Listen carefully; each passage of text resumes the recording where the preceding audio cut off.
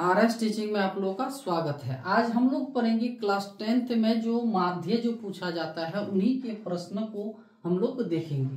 तो चलिए 1 number question क्या कह रहा है, कह रहा है क्या 2, 3, 5, 6 और 9 का माध्य ज्ञात करें। तो माध्य ज्ञात करने के लिए एक सूत्र क्या होता है, यानी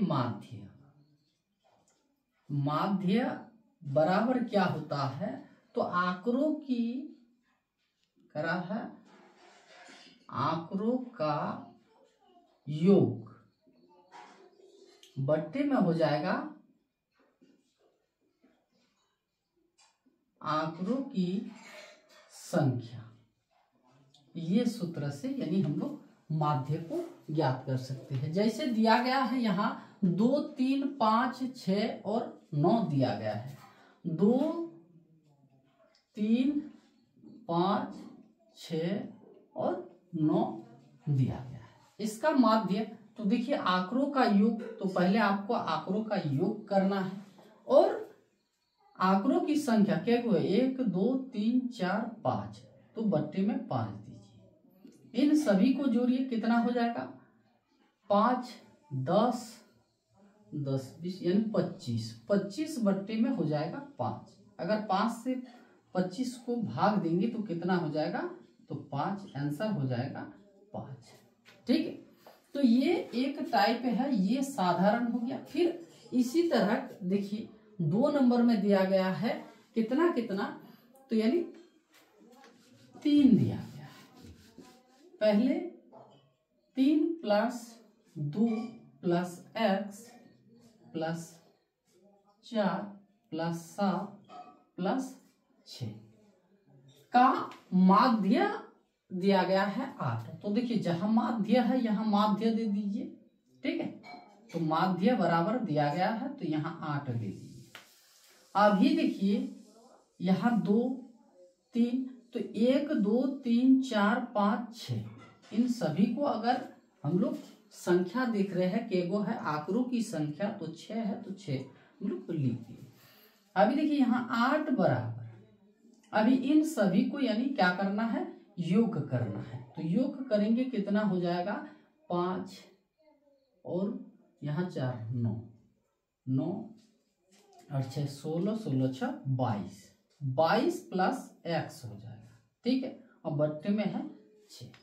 अभी क्या करना है, यहाँ कुछ नहीं है तो 1 है, 1 से अगर इसको गुना करेंगे तो 22 + x और इससे इसको गुना करेंगे तो कितना हो जाएगा 48 हो जाएगा। ठीक है, तो x बराबर 48 और ये प्लस में है इधर जाएगा तो फिर माइनस में कितना 22, तो x बराबर इससे इसको घटाएंगे तो कितना हो जाएगा 26 हो जाएगा। तो इसका आंसर कितना आया है, तो 5 और इसका आ गया कितना, तो 26। ठीक है, इस तरह बनाया जाता है। अभी 3 नंबर क्वेश्चन आप देखिए क्या पूछा गया है, कह रहा है समांतर श्रेणी यानी एपी दिया गया है। ठीक है, और एपी का क्या माध्य आपको बनाने के लिए कह रहा है क्या समांतर श्रेणी यानी एपी, तो एपी क्यों है, यहाँ देखिए आप 15 दिया गया है, फिर कितना 19 दिया गया है, फिर 23 दिया गया है। ठीक है, फिर 27 दिया गया है, फिर 31 दिया गया है, फिर 35 दिया गया। तो ये दिया गया है और का माध्य ज्ञात कीजिए। तो जब भी यानी इस तरह का सवाल रहता है एपी कैसे हम लोग पहचानते हैं, ये देखिए इसका इससे इसका इससे इसका अंतराल कितना है, तो अंतराल सबका एक जैसा है।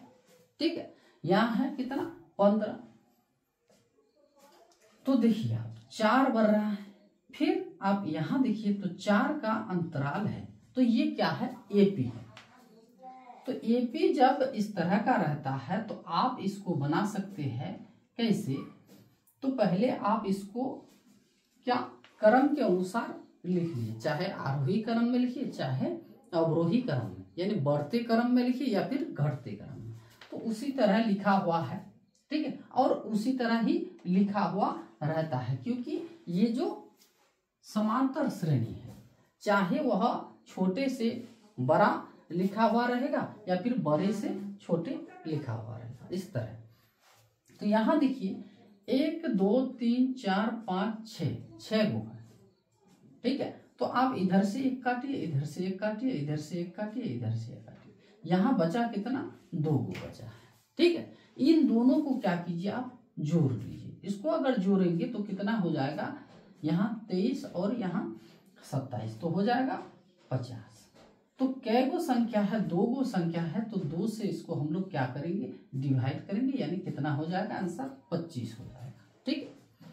अगर क्या यहाँ आप देख रहे हैं सम संख्या है, यानी 1 2 3 4 5 6, अगर मान लीजिए 5 संख्या होता, जैसे मान लीजिए क्या 2 है, 4 है, 6 है, 8 है, ठीक, और 10 है, तो इस तरह का अगर समांतर श्रेणी में रहता तो हम लोग क्या करते, एक एक एक एक इधर से काटते और बीच में जो होगा उन्हीं को, यानी हम लोग क्या कहेंगे समांतर श्रेणी का यह माध्य हो जाएगा, ठीक है।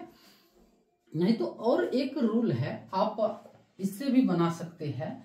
देखिए आप कर सकते हैं जो पहला जो प्रथम में है और जो अंतिम में है, इन दोनों को जोड़ लीजिए, ठीक है। इन दोनों को जब जोड़ेंगे तो कितना हो जाएगा, फिर देखिए 15 और 35 यानी 50, और 2 से इसको भाग दीजिए, फिर हो जाएगा 25। ये भी नियम है।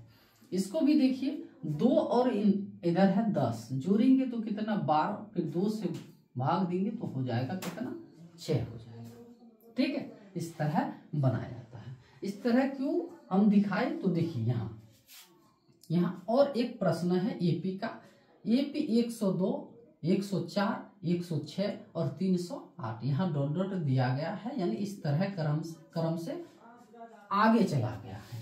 और इनका माध्य ज्ञात करें, तो आप अगर इस तरह से देखेंगे तो यहाँ उतना आपको संख्या नहीं मिलने वाला है।